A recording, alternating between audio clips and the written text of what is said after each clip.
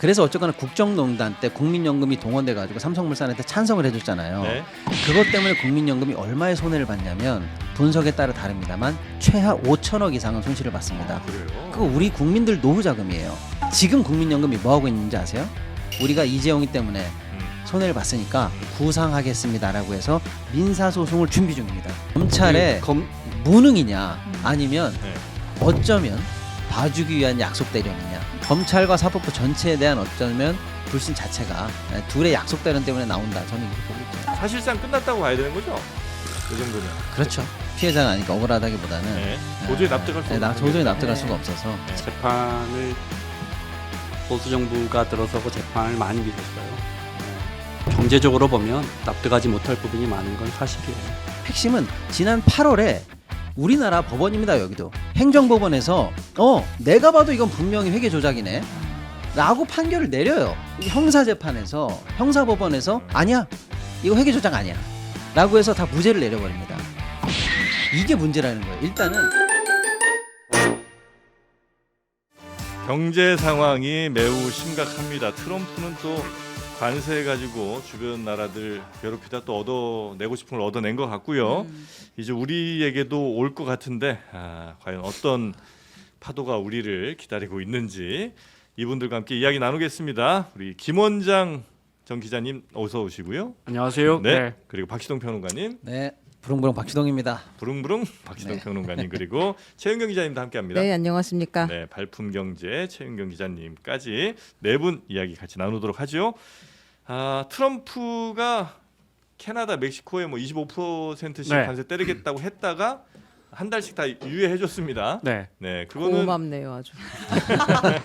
그것 때문에 증시가 성은이 굉장히 만곡합니다. 출렁였다가 다시 네. 이제 돌아왔잖아요. 떨어진 만큼 오늘 회복하고 있는 것 같아요. 우리나라도 그래요? 환율을 못 보고 들어. 우리나라도 오늘 많이 오르고 있고 환율이- 환율을 못 봤네요. 어제 많이 출렁거렸는데 어제 그제. 네. 네, 환율도 많이 좀 근데 올랐었는데. 저는 정프로 생각하고 조금 달라요. 많이 얻어낸 다음에 한 달 봐준 거 아니고 세게 때렸는데 네. 일기 때와는 다르게 이번엔 진짜로 말로만 하지 않고 세게 때렸는데 상황이 넉넉치 않고 그 중에 나스닥이나 S&P 떨어지는 거, 이거 밀리는 거는 미국 사람들이 이거 견디기 힘들 정도로 많이 밀렸고 네. 그래서 어제도 굉장히 낙폭을 확대하다가 그러니까 우리 시간으로 오늘 새벽에 하다가 이제 트럼프가 한 달 유예한다 하니까 다시 많이 회복했거든요. 증시 보다가 바꿨다고 아니, 뭐 생각하시나요? 그건 아니지만 여러 네. 가지로 일단 캐나다도 너무 세게 나왔고 네. 여러 가지로 좀 쉽지 않았던 거 아닌가. 근데 뭐 말씀하신 것처럼 얻은 것도 있으니까 네. 뭐 저 멕시코 같은 경우에 병력 한 1만 네. 명 투입한다. 국경 쪽으로. 네, 국경 쪽으로 한다고 했고 뭐 트리도 총리도 뭐 들어주는 척 하겠죠. 네, 하지만 저는 트럼프 대통령이 좀 밀린 느낌 그래요? 들어요. 예를 들어 캐나다 같은 경우도 뭐 단순히 와인 뭐 이런 거는 예상을 했겠지만 반발 정도가 컸고 플로리다 안 가겠다 한 거 이런 것들 영향 줄 거예요. 공화당 표잖아요. 캐나다 사람들 추워서 플로리다 엄청 가거든요. 근데 우리 앞으로 플로리다 안 가겠다 이런 거. 그다음에 공화당 지지하는 주들만 네. 타겟팅해서 하잖아요. 그 네. 트럼프식이잖아요. 그대로 돌려줬다. 눈눈이. 네. 네. 그리고 뭐 저 스타링크 같은 거 저 이번에 알았는데 그 캐나다 상공에 떠 있다면서. 야 이거 치워 이런 것도 머스크한테는 허거 이거 뭐야 이런 생각 들지 않았을까요? 네. 저는 살짝 밀린 느낌도 트럼프가 있어요. 살짝 밀린 것 같다. 혹시 네. 평론가께서는 어떻게 보십니까? 저는 이제 진짜 복심이 안 나왔다고 봅니다. 예를 들어서 이게 완전히 경제적인 거에 방점이 원래부터 찍혀 있었다면은 네. 지금 한 달 유예해주면서 지금 얻어냈다고 하는 게 국경이면 군대 10,000명하고 네. 캐나다가 뭐 돈 좀 내가지고 뭐 기술 관련해서 국경 관련해서 뭐 좀 펜타닐 못 들어오게 한다고 그러고. 뭐 근데 그 네. 정도인데 네. 사실은 처음부터 이 조치의 명분으로 삼은 게 펜타닐이나 마약이나 아무튼 뭐 그거 아니겠습니까? 네, 네. 그런데 사실 우리가 그걸 귀담아 들은 사람이 없어요. 뭐 그건 이 긴급 조치를 만들어내기 위한 명분에 불과하고 실제로는 경제적으로 얻어내려고 하는 직접적인 무언가가 있을 것이다 이렇게 생각한 건데 지금 얻어내려고 하는 이 쉽게 말하면 이제 트럼프의 조치와 네.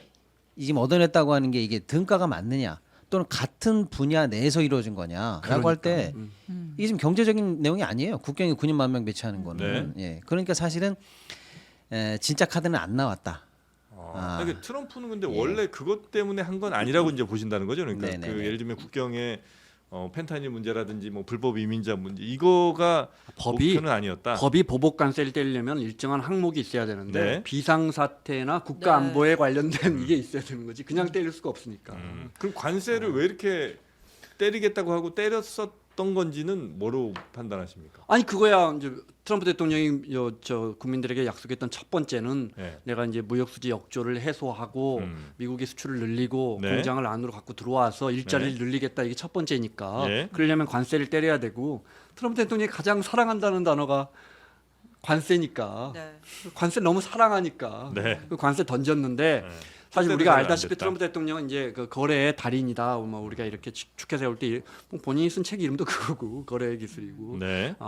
이게 블러핑이라고 할까요? 이렇게 세게 던지잖아요. 네. 충격과 공포 우리 언론이 이렇게 해석하던데 딱 던진 다음에 이렇게 이게 진짜로 하려나? 최강대국의 지도자가 이렇게 이야기하면 네. 우리가 쫄 수밖에 없잖아요. 한미 FTA 저기 뭐 다시 개정할 때 얼마나 우리 쫄았어요. 네, 이게 확 밀리죠. 네. 그 우리 한미 방위 조약할 때 우리 주한미군 분담금도 네. 한 5조 때린다 그래서 오 큰일 났다 했는데 결국 1조 얼마에 해주잖아요. 생각해보면 우리 한 5천억 정도 올려줄 생각이었는데 5조 때린다 그러니까 이거 1조 얼마나 올려준 거 아닌가. 네. 뭐 이게 이제 그야말로 일차원적인 협상의 기술인데 이번엔 조금 자 이거 한번 지켜봐야겠어요. 한 달 뒤에 저는 못할 네. 거라고 봐요. 한 달 뒤가 돼도 관세 똑같이 네. 부과하지 못할 거다. 부과하지 못할 것 같아요. 아. 트럼프는 이런 이야기를 하겠죠. 트럼프 대통령은 내가 많이 얻어냈다. 이제 봐주겠다. 오늘 이제 시진핑 주석과도 통화해서 네. 중국에도 10% 보편 관세를 물릴 건지 결정하겠다는 건데 이것도 한번 지켜보죠. 이제 중국은 이미 관세를 여러 개 때려놨잖아요. 항목별로도 때려놓고 중국한테는 이제 관세도 많이 때려놔서 지금 20.2%인가 되는데 거기에 10% 올려놨으니까 30%인데 전 이것도 뭐 직접 이거 칼집에서 칼을 빼버리는 거 아니에요.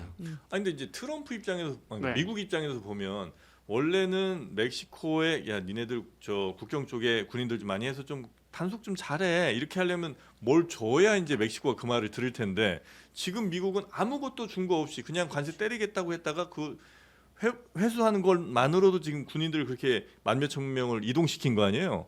그런 거면 괜찮았던 성과 아닌가? 얻어낸 거 있어요. 얻어낸 거 있지만 그게 과연 미국 경제에 얼마나 도움되겠느냐? 이민자들 좀 더 막아서 예를 들어서 네. 국내 정치용이죠. 그거는 그러니까요. 미국 입장에서 네. 아 뭐 내가 그럴 이민자에게 수도 있겠죠. 불법적으로 뭐 국경 넘는 사람들 거를 이제 정치적으로 늘 했던 거니까 네. 그거 봐 성과가 있잖아. 내가 움직이니까 이건 이제 국내 정치용이고. 네. 근데 그런 거를 얘기하자면 뭐 국내 정치용 할 게 뭐 한두 개입니까? 근데 그건 사실 우리가 네. 별 상관이 없어요. 네. 이거- 근데 제가 볼 때는 두 가지가 사실 우리가 관심이 있었던 거죠. 하나는 진짜로 리쇼어링 할 거냐. 네. 야 미국한테 흑자 보는 애들 있지 다 나와봐. 그래가지고 무조건 공장 옮겨 네. 설비 투자하고 뭐 네. 하고 그래가지고 니네 그동안 미국으로부터 엄청 많이 가져갔지 이제 갖고 와. 토해내 네. 가져간 만큼 토해내 이게 일단 중요한 부분이고 네. 그걸 진짜로 하라 그러면 이제 고민이 많죠.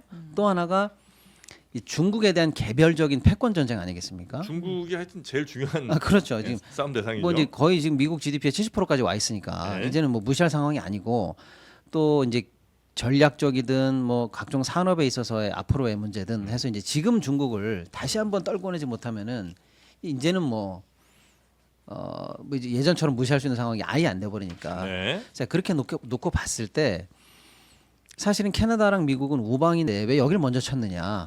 복심은 저는 거기 있다고 보는 거예요. 야 보니까 니네들 그동안 지금까지 있었던 GDP에 뭐 최근 한 3, 4년 사이에 뭐 2배, 3배씩 올랐네. 예를 들어서 뭘로 오른 니네 거야, 왜 이렇게 잘 살게 된 거야? 그리고 미국으로부터 왜 이렇게 돈을 많이 가져가? 네.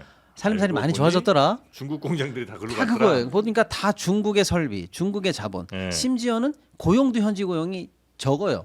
중국에 있는 애들까지 와서 일을 하고 하니까. 네, 네. 그리고서 사실은 미국과 사실상 거기 무관세거든요. 거의 한 경제구역인데 그러니까 혜택은 다 보고 있으니까 예를 들어서 지금 우리가 뭐죠 딥시크 얘기할 때도 네. 아니 그 고품 고성능 반도체 제안했더니 쟤네들은 언제 저렇게 10,000개씩 가져간 거야? 라고 보면 뒤로 다 가져간 거 아닙니까? 경제 제재 그렇게 하고 무역 전쟁 하고 했는데 효과 별로 없더라. 왜 효과가 없는 거야 봤더니 캐나다, 멕시코 안방이 들어와가지고 네. 싸게 돈 벌고 중국 거 예를 들어서 우리로 치면 표지가리 같은 거죠. 레벨가리. 사실 중국산인데 멕시코나 캐나다에 와서 제조만 살짝 해가지고 네. 무관세로 미국에 해서 돈은 돈대로 벌어가고 그걸 이제 멕시코나 캐나다는 앉은 자리에서 벌고 있으니까 미국 경제권 내에서 그러니까 야 니네들이 중국 관련해서 떨궈줘야 네. 내가 중국과의 전쟁에서 승기를 잡을 텐데 니네들이 저쪽 편에서 꼴 빠는 동안은 내가 못 이긴다. 그러니까 거기에 둘 다 양수 겹장인 거죠. 무역 수지 개선, 네. 리쇼어링 앤드 중국 관련한 견제. 멕시코, 캐나다에 있는 예. 그 중국 관련된 업체들 싹 좀 몰아내라. 요게 이제 그렇죠. 진짜 하고 싶었던 거라. 그래서 그 부분에 관해서 어떻게 협상을 내고 실제적인 조치를 취할 수 있을 것인가 이게 사실은 관심의 포인트였는데 네. 국경에 군대 10,000명 배치했더니 갑자기 유예. 그러니까 저는 이게 일단 트럼프가 너무 성급하게 칼을 뽑은 거죠. 한다 해도 충분한데 네. 칼집에서 칼이 나오면은 안 되지 않습니까? 우리 원래가 칼집이 있을 때 칼이 무서운 건데. 유의미하게 봐야 돼요. 진짜로 하는구나. 일기랑 다르구나. 예. 블러핑이 아니구나. 이렇게 생각했고 실제 2월 4일부터 하는 줄 알았잖아요. 우리 몇 시간 전까지 그런 줄 알았잖아요. 네. 하루 사이에 우리가 더 지켜봐야겠지만 트럼프 대통령이 그렇게 무모하진 않구나. 사실은 굉장히 현실주의자라는 걸 우리가 알고 있는데 이 판을 완전 어그러뜨릴 만큼 무모하진 않구나. 이 해석이 다시 이 추가 더 무너진 거죠. 왜 중국, 캐나다, 멕시코가 먼저인가? 이것도 굉장히 도식적이에요. 미국한테 돈 제일 많이 가. 무역수지 흑자액 규모로 중국, 멕시코, 캐나다, 일본 뭐 우리 7번째거든요. 네. 그러니까 일단 1, 2, 3번 빠따 맞았으니까 우리 7번째니까 우리 언제 불려갈지 모르겠는데 이 흐름을 봐야 되는 거죠. 근데 어제까지는 우리가 야 세게 맞겠구나. 오늘은 상황이 완전히 바뀌었어요. 역시 블러핑이었다. 잘 대응하면 트럼프 대통령에게 우리가 겉으로 보여줄 만한 거 많이 보여주면 일기 때처럼 크게 우리가 손실 보지는 않겠구나. 뭐 이런 희망 회로를 돌릴 수 있는 상황이 됐어요. 한 달 네. 뒤에도 다시 뭐 관세 매기거나 이런 건 매우 어려울 거라고 네. 한번 보시는 건데 전망 관련해서는 사실 최윤경 기자만한 분이 없거든요. 지금 관세 전망은 나 해본 적이 없는데요. 아니 그래도 네. 왜냐하면 네. 지금까지 전망들은 두 분들은 다 틀렸는데 네. 우리 최윤경 기자만 지금까지 유일하게 다 맞췄단 말이죠. 관세 전망이요. 이거는 제가 정말 어떻게 될지 모르겠는데. 이건 좀 아니에요. 네. 아니, 시간을 좀 어쨌든 벌었으니까 네. 조정을 하겠죠. 조정은 그대로 한다. 할 것 같으면 뭐하러 이 숫자를 두고 한 달을 얘기했겠어요. 그냥 하겠지. 근데 네. 좀 조정을 하지 않을까? 조정할 것이다. 진짜 모르겠어요. 근데 네, 저 말이 저는 맞을 거라고 봅니다. 그 말도 맞아요. 네. 네. 미국도 시간을 벌었고 캐나다와 네. 멕시코, 중국도 다 시간을 벌었어요. 네. 제 말씀이 그 그거는 말씀이에요. 맞고, 어차피 시간이 조금 필요했는데 섣부르게 칼집에서 칼을 빼면서 일단 약간 스텝이 꼬였나? 면은 완전히 구긴 거죠. 그래서 하루 만에 그럼. 주가 떨어지고 반발 세게 나오고 하니까 도로 쓱 집어넣은 건데 네. 그러니까 제 말씀은 그거죠. 도로 집어넣은 건데 집어넣기 명구하니까 그 국경 관련한 얘기는 집어넣는 명분으로 쓴 거고 진짜 복심에 관한 협상은 아직 되지 않았다. 트리도하고 멕시코 그 여자 대통령 인기가 지금 뭐 거의 하루 사이에 굉장히 치솟고 있다. 77%까지 올라. 그쪽 나라에서는 야 막았다 이렇게 본다. 그래, 그럴만 할 전혀 것 다르다. 같아요. 네, 막았다 이렇게. 그럼 우리한테는 그럼 뭐 할까요? 우리한테는. 아니 그러니까 이제 지금부터 봐야 되는 게 뭐냐면 이게 요 정도의 성과만 던져줘도 트럼프가 칼을 집어 넣었다. 네? 그러면 앞으로 우리든 누구든 생각보다는 이게 진짜 경제적으로 뭘 얻어내려고 한 게 아니라 물론 얻어내려고 하는 건 있지만 어쨌거나 관세의 본질적인 목적이 아니라 네. 관세는 늘 협상용이었구나. 그럼 우린 다른 협상으로 면만 세워주면 되는 거야. 라고 생각하면 우리도 좀 그나마 부담이 조금씩 줄어들죠. 할 수 있는 게 좀 있어요. 그렇죠. 근데 이제 지금 봐야 되는 네. 거는 제가 볼 때는 중국이에요. 그나마 캐나다랑 멕시코는 네. 원래도 우방이었고 캐나다, 멕시코를 건드리면 미국 경제도 즉각적으로 반응하니까 네. 부작용을 지금 관리할 준비가 안 되는 상황이었거든요. 근데 중국은 다르죠. 중국은 아까 얘기한 것처럼 피할 수 없는 이 4년 내내 가져가야 되는 패권 경쟁이 있단 말이에요. 네. 근데 중국도 예를 들어서 시진핑하고 24시간 내에 통화한다 그러더니 예를 들어 오늘 내일 통화하고 접어줬어. 그러면은 이거는 이제 저는 안 받으면 어떡하죠? 시진핑이? 아니 농담이에요. 아마 시진핑이 또 줄만한 거 줄 거예요. 일기 때도 그랬잖아요. 그리고 또 안 지킬 거예요. 네. 대신 트럼프 대통령은 트럼프형을 가져가서 국민들에게 보여주면 돼요. 여기 시진핑한테 이거 얻어냈다.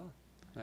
그래서 중국이랑도 아마 큰 변화 없이 이렇게 이- 이어질 가능성이 높다. 그러니까 이게 뭐 경제학자는 아니지만 저 같은 기자도 알 수 있지만 그동안에 그 우리가 아는 경제 이론과 경제 상식들, 경제 원칙들의 이 관세는 미국 경제 이게 유지할 수가 없어요. 관세 높아지면 아니 정프로도 아시잖아요. 관세가 25%가 높아지면 예를 들어 샌디에고 접경에 이제 T1라고 이제 삼성전자가 옛날 TV 만들 때 저기 가봤는데 취재 가봤.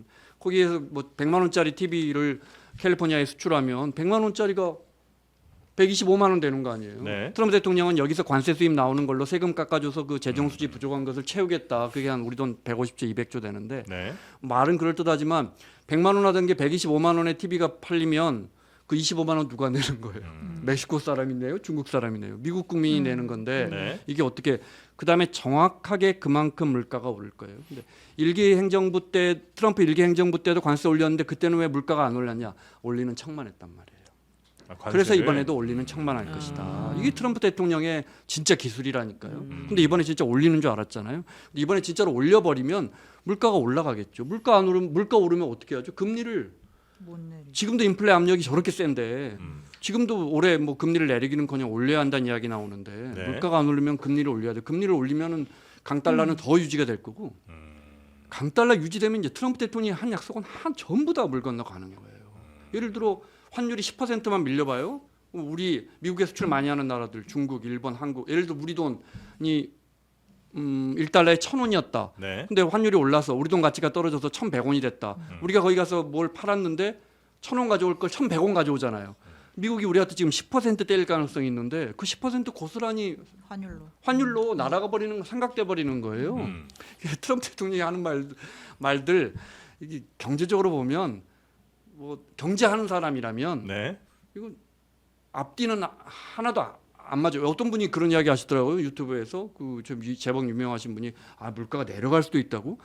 그런 게 어디 있어요. 그런 게 그렇게 따지면 어떤 학생이 공부를 열심히 하는데 평론가가 근데 성적이 내려갈 수도 있어요. 내려간 애도 봤어요. 이런 거하고 똑같잖아요. 공부 열심히 하면 일반적으로 우리는 성적은 올라갈 것이다 이렇게 보는 것처럼 관세를 25% 때리면 이거는 금리하고 환율에서 이기지를 못할 걸. 아마 그분의 주장 그런 거였던 것 같아요. 만약에 이렇게 관세를 때리게 되면 사람들이 물건을 더 안 사게 된다. 네. 예, 그러니까 소비가 줄어들게 되고 그러면서 물가는 사실상 오르지 않는다. 뭐 이런 정도의 아마 그런 식으로 로직이었던 것 여러 같습니다. 네. 외생 변수들이 수많은 네. 게 있어서 어떻게 될지 전망하기가 쉽지는 않은데 하여튼 원칙적으로는 네. 트럼프 대통령이 하는 말들이 우리 같은 사람들이 봐도 그동안에 했던 뭐 상식들 경제를 했던 예를 들어 자유무역 같은 거 다 공화 이 보수 진영의 핵심 정책 아니에요.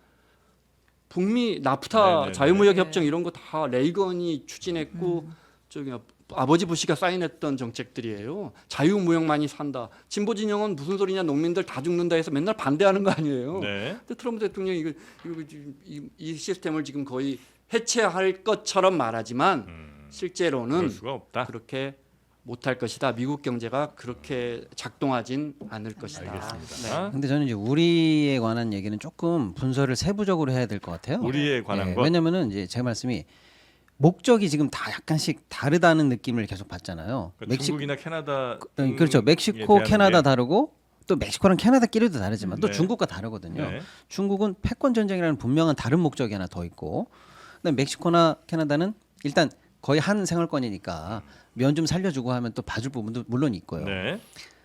우리는요. 우리는 어떻게 보면 완전히 경제적인 목적만 남아 있을 수도 있어요. 그러니까 예를 들어 뭐 우리가 국경을 도와준다 그러면 고마워 이런 문제가 아니잖아요. 또 중국처럼 패권 전쟁을 해가지고 내가 너를 굽혔어 뭐 이런 문제도 아니고요. 그러니까 우리 같은 나라한테는 예를 들어서 니네 한 해 얼마 벌어가니 뭐 400억 불 500억 불 벌어가 토해내 이것만 남아 있을 가능성이 있어요. 그러니까 이제 트럼프의 지금 하루새 이 표변한 모습 이걸 보고 저건 뻥카였어 협상용이었어라고 안심할 게 아니라 중국 대하는 거 보고 유럽 대하는 거 보고 하면 복심이 다 따로따로 있을 수 있구나. 우리가 쓸 수 있는 지렛대 없어요? 글쎄요 뭐 있으면 있겠죠. 근데 아무튼 일단 그래서 아직 아니요 얘기할 건데 아직 안심할 때가 아니고 이제 까먹을까봐. 네. 그다음에 이제 방금 이제 중요한 게 뭐냐면 그러면 관세라는 카드가 우리한테도 뭔가 무기가 되는 거야? 트럼프가 휘둘렀을 때라고 할 때 사실은 이론이 좀 갈리긴 갈렸어요. 뭐냐면 처음에는 다 무서워 적할 맞으면 우리 다 죽어. 이렇게 걱정도 했는데 네. 아니야 트럼프도 사실 관세 휘두르면 자기 손에도 피 묻기 때문에 어려워. 마음대로 휘두르지 못할 거야라는 그런 분석, 일반적인 경제 분석이죠. 네. 뭐 물가가 오르고 어쩌고 저쩌고 하니까 미국도 해가 되니까 마음대로 못 쓸 거야라는 분석도 있고 또 하나는 야 관세 두드려 맞으면은 그 물건이 이 사실상 시장에서 소외되기 때문에 안 팔리면 안 팔렸지 물건 때문에 물가는 오르지 않아. 뭐 이런 분석도 아무튼 어쨌거나 네, 있습니다. 네, 네. 정부로가 지적했다. 예. 예. 그런데 사실은 또 돌려보면은 그 모든 얘기가 다 우리한테는 해당이 돼요. 예를 들어서 지금 트럼프가 휘두르는 칼은 보편 관세거든요. 네. 야, 예를 들어서 다 시장에서 공평하게 경쟁하고 있는데 야 한국산 세탁기 관세 한번 맞아볼래? 그러면 우리만 안 팔려요. 그러니까 미국은 타격이 없이 물가 안 올라요. 우리만 시장에서 그럴 수 있죠. 나웃되는 거거든요. 네. 이거 무섭습니까? 이거 무서운 거죠. 그러니까 개별 품목 관세도 지금 트럼프가 만지작거려요. 반도체 한번 해볼까? 한국 관련해서 뭐 철강에 뭐 해볼까? 어쩌고 저쩌고 해볼까라고 하면은 이건 우리한테만 해당되는 무기이기 때문에 효과가 있습니다. 네. 미국의 부작용이 없이 좀 적고 우리에게만 효과가 있는 그런 대책일 수 있는 거예요. 네. 반면에 보편 관세를 두드려 맞는데 이것도 역시 마찬가지예요. 모든 나라에게 다 공통하면은 별 문제 없습니다. 상대적으로. 근데 지금 예를 들어서 개별 협상을 통해서 하나씩 빗장을 벗겨나가는 나라가 생겨요. 우리는 뭐 국경에다 군대 보내줄 테니까 벗겨줘. 오케이. 캐나다는 뭐 할 테니까 벗겨줘. 오케이. 근데 우리는요. 이걸 또 보편 관세를 뚫고 나가려면 우리도 뭘 내야 돼요. 예를 들어서 아까 얘기한 것처럼 방위비 협상 FTA 다시 해줄 테니까 벗겨줘. 뭐 그동안 아직 미국에 진출하지 않은 무슨 거 또 조선소 같은 거 지어줄까? 뭐 이런 식으로 벗겨내야 보편 관세도 벗어날 수가 있거든요. 노벨 평화상 주는 걸로 좀 좋네요. 예. 예, 그런 걸로 오. 한번 강력하게 밀어서 네. 우리가 그것도 그러니까. 그러니까 한반도 어쨌거나 평화는 예. 다 트럼프 덕분입니다. 예, 그래서 노벨 평화상 우리가 한번 강력하게 이거 무조건 받고 좋아할 것 같은데 트럼프 어차피 뭐 재선 없고 하니까 노벨 평화상 그거 하나 딱 주면 해결 아니겠습니까? 우리가 줄 수 있긴 한 거죠. 아 이거 우리 이제 또 세례 잘 네, 얘기해야죠. 잘 얘기해 볼게요. 자, 근데 이제 뭐 우리가 다 아는 이야기지만 예, 마땅히 우리가 빼낼 칼은 별로 없지만 예, 지금 뭐 항목별로 관세 뗄 때 보면 이야기 나오는 게 반도체, 철강 이런 건데 사실은 뭐 중국 거 반도체 안 쓸 거면 우리 거 안 쓰면 어디 거 쓸 거예요? 마이크론 거? 마이크론 거 쓰겠죠. 네, 제가 볼 때는 우리가 아직 기술 경쟁력 갖고 있는 배터리도 중국 거 안 쓴다며 배터리 네. 지금 100%인가요? 그죠? 이미 100%예요. 중국산 전기차가 100%고 배터리가 몇 %더라? 네. 중국 거 안 쓸 거면 이제 어디 거 쓸 거예요? 못 만드는데 리튬 이온 배터리 못 만드는데 미국은 예. TSMC 거 쓸 거예요? 뭐 한국은 미워하고 대만은 아주 사랑하나? 트럼프 대통령이 아직 레버리지 조금은 있어요. 반도체랑 배터리로 해보니까. 아직 뭐 그렇게 뭐 일방적으로 당할 나라 아니다. 기술력은 있어요. 네, 그러니까 정말 알겠습니다. 근데 이제 문제는 아, 경제 이슈 지금 많은데 이것만 할 거 알겠어요. 아니잖아요. 그럼 뭐 그만할까요? 네. 알겠어요. 아 근데 어쨌거나 중요한 거는 네. 캐나다, 미국, 저 멕시코도 대통령이 나서서 뭐라도 하잖아요. 총리도 나서서 하고 일본도 지금 빨리 정상회담 우리 먼저 만나줘 하잖아요. 수상복이 있잖아요. 우리 대통령은 얼마나 저 구치소에서 막 하고 싶겠어요. 그러니까 제 말씀은 네. 진짜 골든 타임이 가고 있는데 네. 전략적으로 지금 그동안에 트럼프 시작되기 전에 우리가 네. 생각했던 확률이 만약에 5가지였으면 지금은 50가지 이상으로 확률이 퍼져나가고 있는 중이라서 진짜로 국가적으로 지혜를 모아야 될 텐데 그야말로 골든 타임에 컨트롤 타워가 없다는 현실을 뼈아프게 지금 우리가 근데 이 봐야 됩니다. 스튜디오 너무 더워요. 혹시 없어서 다행인 건 아닌지도 한번 생각해 볼 필요가. 아니 너무 더워요. 제가 올 때마다 아, 여러분의 에너지가 토론 열기가 너무 뜨거운 트럼프- 것 같습니다. 제가 볼 때 트럼프가 이거 물러섰는데 약간 한 달 후퇴한데 갑자기 캐나다산 가스 수입 이런 거 이게 가격 올라가면서 미국 원유가가 1% 이상 급등했거든요 하루 네. 사이에. 그것도 영향이 있는데 이거 안 더워요? 아니 알았어요. 아니 한겨울에 지금 오늘 얼마나 추운 날인데. 그러니까 이게 너무 더워요. 예. 네. 이거 약간 유명하죠. 너무 소고기 지겹다 이런 느낌이에요 지금. 이렇게 추운데 이렇게 따뜻한 데서 이러면 감사하게 아니야 생각하셔야지. 에너지를 아껴야지. 시간이 없습니다 네, 지금. 네. 저 다음 지금 주제가요. 반도체 특별법 52 이거 아니면 네. 이재용 무죄 뭐부터 가는 게 좋겠어요. 지금 두 개 다 할 시간이 별로 없을 것 네. 같습니다. 우리 저 평론가님.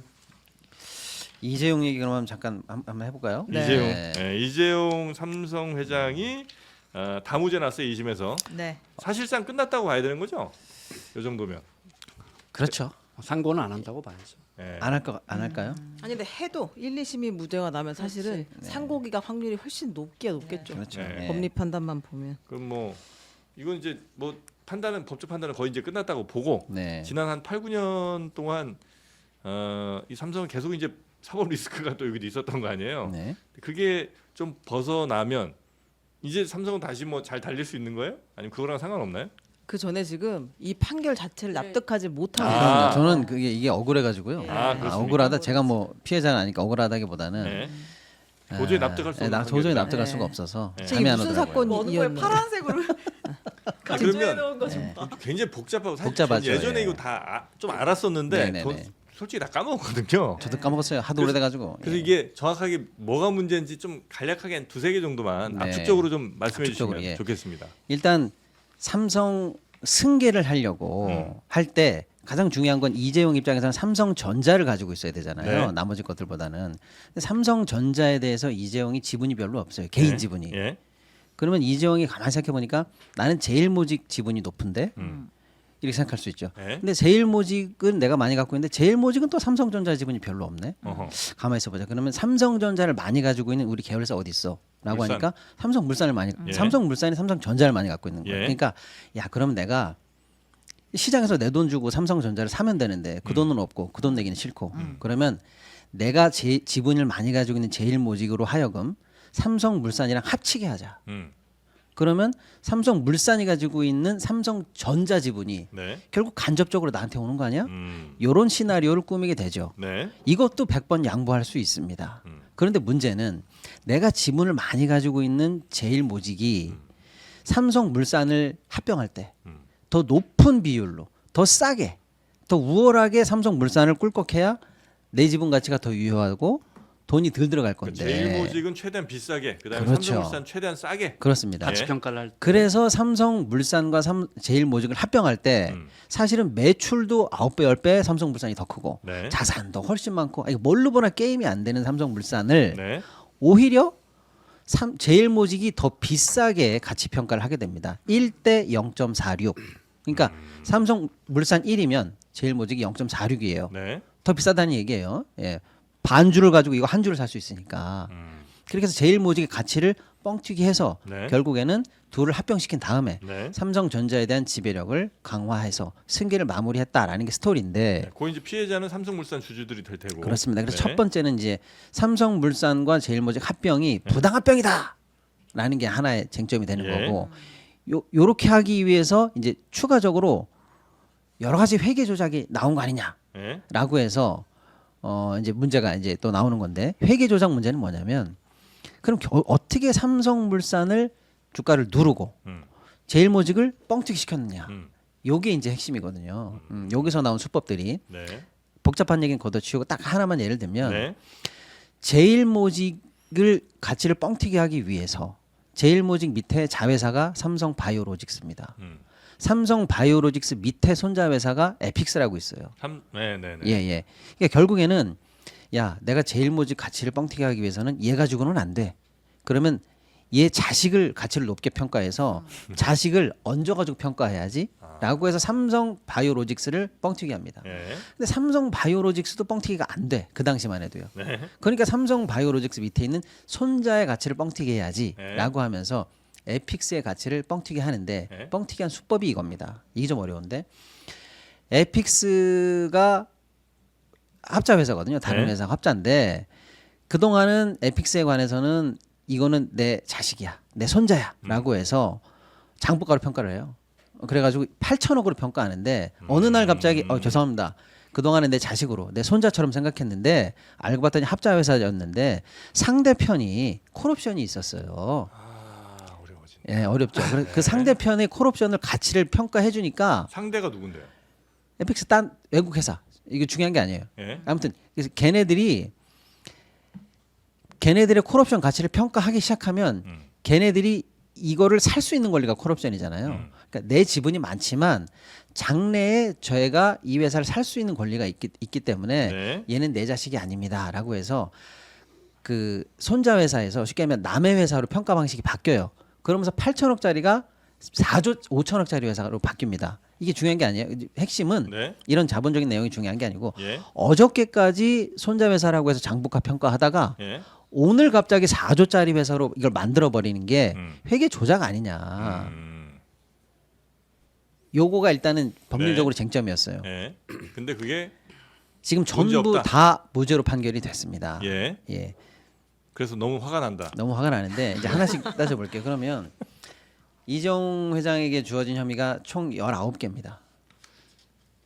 뭐 자본시장법 위반, 예, 예, 뭐 무슨 법 위반 등등 다 해서 무죄가 19개인데 전부 다 무죄가 됐어요. 예. 그리고 그동안 이재용 회장의 부하로서 임직원으로서 이 일을 했던 삼성 관련한 모든 임원들도 역시 다양한 혐의가 있고 다양한 사람들이 이 재판에 걸렸는데 네. 모든 사람 전부 다 무죄가 됐어요.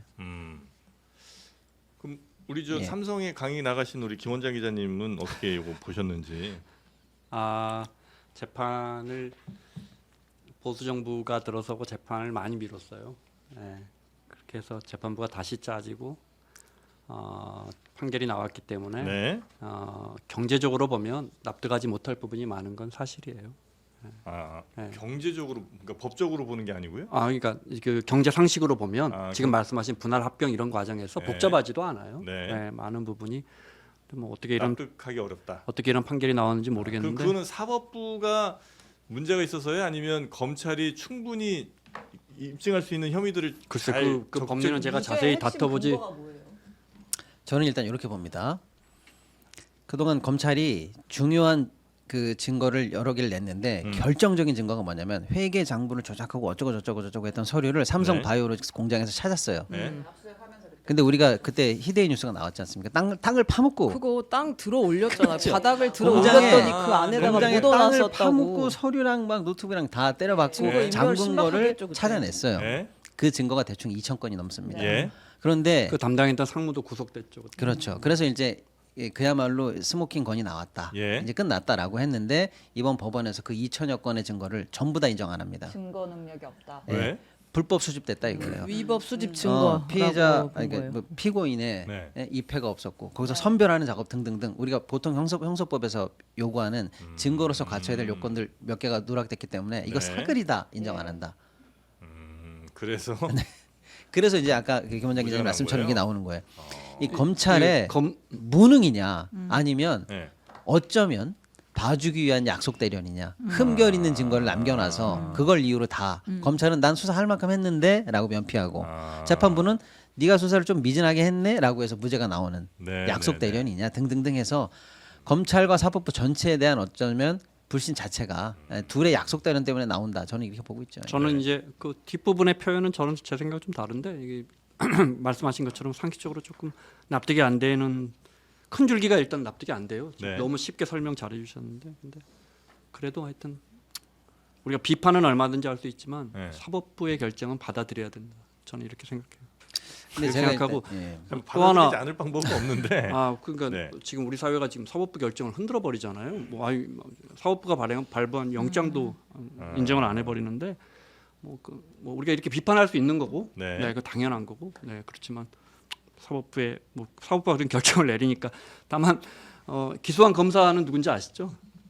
누구예요? 2020년에 이복현 지금 금감원장이 아. 이 사건을 기소했어요. 네. 그때 당시 검찰총장은 우리가 잘 아는 분이고요. 그러니까 그런 부분도 알고 넘어가면 우리 잘 좋을 것 아는 분 같습니다. 누구예요? 실명 토크해요. 아니, 그러면 제가- 네. 윤석열 검찰총장 때 그렇죠. 기소됐죠. 네.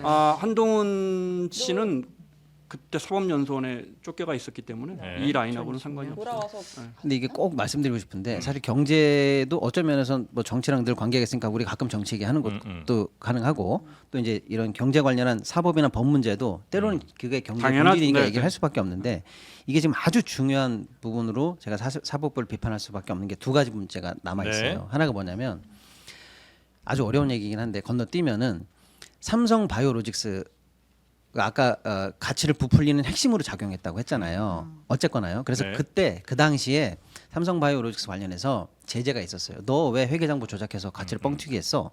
그래가지고 너 때문에 제일모직 가치가 뻥튀기가 돼가지고 결국 이런 일이 생겼잖아.라고 해서 그 당시에 증선위에서 제재를 당합니다. 네. 자 그런데 삼성이 이재용도 무죄야라고 소송하는 것처럼 삼성바이오로직스도 나 제재한 거 잘못됐어라고 제재 취소 소송을 내요. 이거는 행정법원에 내는 겁니다. 네. 근데 거기서 행정법원이 판단을 내리는데 내가 가만히 보니까 말이야 이거는 맞아 이거는 승계 목적으로 회계 조작이 있었네 라고 하는 판결이 지난 8월에 납니다. 얼마 전 5개월 전에요. 행정법원이 법원에서는 예, 그러니까 아. 제가 이제 복잡하게 얘기 안 하는 겁니다. 네. 핵심은 지난 8월에 우리나라 법원입니다. 여기도 행정법원에서 내가 봐도 이건 분명히 회계 조작이네라고 판결을 내려요. 아, 근데 형사 재판에서는 이렇게 나왔다. 자, 그런데 지금 형사재판에서 형사법원에서 아니야, 이거 회계 조작 아니야라고 해서 다 무죄를 내려버립니다. 이게 문제라는 거예요. 일단은 이 현실 자체는 국민 여러분이 아셔야 될 것 같아요. 네, 네, 네. 똑같은 법원에서 하나는 회계 조작이라고 그러고 하나는 회계 조작이 아니라고 얘기합니다. 자, 그러면 대법원에 가야 되겠죠. 네. 가야 됩니다. 그래서 양쪽 사건에서 대법원에 올라갈 때 대법원이 가르마를 타줘야 되는데 형사 관련해서 만약에 이번에 검찰이 상고 안 한다? 네. 대법원 안 간다는 얘기죠. 예. 문제가 있다는 얘기예요. 대법원의 판단을 피하겠다는 얘기입니다. 예. 자, 또 하나는 뭐냐면 이 사건의 본질은 결국에는 당시에 뭐냐면 승계를 위해서 이재용이 삼성물산도 결국에는 야 합병에 찬성해 이런 게 찬성이 됐을 거 아니에요. 그때 이제 특별 결의를 받기 위해서 국민연금의 표가 되게 중요했어요. 네. 국민연금이 노하면 이거 합병이 안 되는 거예요. 맞아요, 맞아요. 그래서 국민연금의 찬성을 이끌기 위해서 예. 정유라한테 말 사주고 했던 국정농단이 이 사건입니다. 그 사건은 전부 다 유죄가 났어요. 네. 맞네, 니네들이 합병하려고 장난쳤네. 국민의 재산, 국민연금까지 동원을 했네라고 해서 다 유죄됐어요. 그때 대법원 판결이 대법원까지 다 갑니다. 네. 대법원 판례가 지금도 살아 있어요. 근데 이번에 2심을 내리면서 1심과 2심 동의. 야, 저번에 내렸던 국정농단 판결에서는 이거 이재용의 불법 승계 때문이라고 다 대법원이 판결했는데 네. 넌 왜 불법 회계 부정이 목적이 그게 아니라고 얘기하는 거야. 대법원 판결하고 배치되지 않아? 라고 하니까 아닌데 그때 있었던 대법원 판결과 지금 나의 판결은 취지가 다른데? 라고 하면서 대법원 판결과 배치되지 않는다고 지금 1심과 2심이 얘기하고 있거든요. 이거 대법원에 물어봐야죠. 네, 네. 아니야, 내가 예전에 했던 판결과 지금 이게 달라. 이 판단을 받아야 돼요. 그러니까 예전에 있었던 국정농단 사건과 맥을 같이 하는 사건에 대해서 대법원이 이걸 어떻게 보는지. 근데 그리고 지금 1, 2심 혹시 그거 아니에요? 그러니까 그 일이 없었다는 게 아니고 그거를 수사하려고 니네가 증거를 가져올 때 문제가 있어서 이거 증거를 우린 채택하지 못하겠다 아니에요? 아니, 그러니까 무죄라는 거 아니에요? 아니 뭐 제가 이제 쉽게 말씀드리면 증거 부분에서는 결정적으로 왜 이렇게 검사들이 못했어라고 하니까 그건 이제 저 삼바 부분만 그렇고. 예, 증거 관련한 걸 네. 얘기한 거고. 그러니까 적어도 우리 국민 여러분들께서 복잡한 경제 문제는 아, 국민 여러분께 후원합니까? 예, 그거는 넘어가도 네. 야 너네 경제 얘기하다가 사법부 얘기하는 거야라고 네. 할 때 아니 여러분이 조금만 더 깊게 보시라는 거죠. 아. 앞에 대법원 판결과 지금 배치되는 하급심 판결이 2개 나왔으니까 네. 이건 대법원에 가봐야 되는 거고 음. 또 수평적으로 이루어지는 행정법원 판결과도 또 배치되는 판결이 나왔으니까 이것도 대법원 가봐야 되는데 네. 방금 우리 기자님들처럼 이 애매한 부분을 여기서 끝내고 싶어하면은 이재용의 사법 리스크를 여기서 덜고 싶어하면 검찰이 상고를 안 해버리면 되는 거예요. 만약에 예. 정말 제대로 판결을 받아보려면 대법원까지 가는 가야죠. 게 맞고. 그래서 이 문제를 정리해야 됩니다. 네. 상고해요 안 해요? 아 그건 저는 모르는데 이재용 회장의 사법 리스크에 저는 뭐 유의해달라는 생각이 없는데 지금 그런 식으로 지금 너무 더워서 영혼이 너무 떨리고 있는. 너무 더워요. 자, 속으로 지겹죠. 딱 한 말씀만 더 드리겠습니다. 마지막 한 말씀입니다, 예. 진짜. 뭐냐면 그래서 어쨌거나 국정농단 때 국민연금이 동원돼 가지고 삼성물산한테 찬성을 해줬잖아요. 네. 그것 때문에 국민연금이 얼마의 손해를 봤냐면 분석에 따라 다릅니다만 최하 5천억 이상은 손실을 봤습니다. 아, 그래요? 그거 우리 국민들 노후 자금이에요. 근데 분명히 그때 판결에서 야 이거 국민연금 불법적으로 동원해서 너의 가치가 떨어짐에도 불구하고 너 어거지로 찬성했지 청와대 압력 때문에 라고 해서 다 유죄가 됐기 때문에 지금 국민연금이 뭐 하고 있는지 아세요? 그래요. 그러면 그런 모든 판결이 확정됐고 우리가 이재용이 때문에 손해를 봤으니까 구상하겠습니다라고 해서 민사소송을 준비 중입니다. 아, 삼성을 상대로. 그렇습니다. 삼성 근데 이제 피고가 아직 특정을 안 됐어요. 되거든. 그렇죠. 아, 그래요. 그래서 삼성물산을 상대로 해도 되고 이재용을 상대로 해도 되는데 어쨌거나 국민연금은 국민의 네. 노후자금이기 아, 때문에 돈이라도 좀 받아오는 걸로 당연하죠. 하죠. 예. 그러니까 그런 민사소송이 현재 제기 중에 있습니다. 아. 엔드 네. 그때 삼성물산 합병 때문에 손해봤던 외국계 사모펀드는 네. 이미 우리 정부로부터 배상을 받고 있는 배상 판결을 받았어요. 아직 그래요? 돈을 안 내고 있어요. 국제소송에서 졌어요 지금. 아. 그러니까 그 당시 문제가 있다는 걸 전제로 해서 여러 판결들이 여러 있네. 판결들이 나오고 있어요. 해외 국제소송 가니까 우리 사모펀드한테 돈 물어줘라고 하고 있는 중이고. 그 이재용 형사 재판만 근데 무죄네. 그렇습니다. 그런데 이게 만약에 무죄가 되잖아요. 그럼 웃기는 상황이 벌어져요. 뭐냐? 우리는 해외 펀드한테 돈 물어줘야 돼. 그런데 우리 국민연금은 이재용한테 야 5천억 내놔라고 할 때 그걸 또 못- 불법 행위가 있어야 아, 불법 행위에 근거가 의한 손해배상 생기는데. 청구가 나오는데 갑자기 이재용이 나와서 나 형사 무죄 됐는데 아, 이러면서 이건 디펜스할 가능성도 있는 거야. 이게 복잡한 그 문제입니다. 이재용 회장이 뭐 유죄냐 무죄냐 이것만 갖고 생각할 게 아니네요. 그럼요. 이거는. 그래서 이걸 꼭 다루고 싶었구나. 사법적으로도 그렇고 우리 국민연금 우리 국민들의 노후 자금도 걸려 있고 네네. 더 나아가서 또 있어요. 자본시장의 정의가 걸려 있습니다. 자본시장의 아하. 정의. 도대체 이런 말도 안 되는 기업 합병이 네. 결국에는 사법적으로 단죄되지 못하고 유효하다라는 선례를 남기잖아요. 네. 우리 시장의 청렴성은 어디서 찾습니까? 이것도 청렴성은 국민 어디서 여러분께 찾습니까? 호소하는 거죠? 아 그렇죠. 네, 예, 호소합니다. 네. 자 이렇게 박시동 평론가의 호소로 오늘 경제설전 마무리를 좀 하고 싶습니다. 벌써요? 예, 왜냐하면 시간도 좀 많이 됐어요. 시간도 좀 됐고 뒤에 또 저 개혁신당 김철근 사무총장이 또 기다리고 계셔갖고 오늘은 여기서 좀 마무리. 반도체 특별법 예, 유예하는 건 다음 주에. 52시간 유예하는 네. 거 요건 이제 다음 주에 다루도록 하겠습니다. 아유 두 분 고생 더운 날 참 많으셨습니다. 이렇게 더운데 고생 많으셨고요. 네. 땀을 뻘뻘 흘리시네 아주. 네. 다음 주에 뵙겠습니다. 고맙습니다. 네, 수고하셨어요. 네, 네. 감사합니다.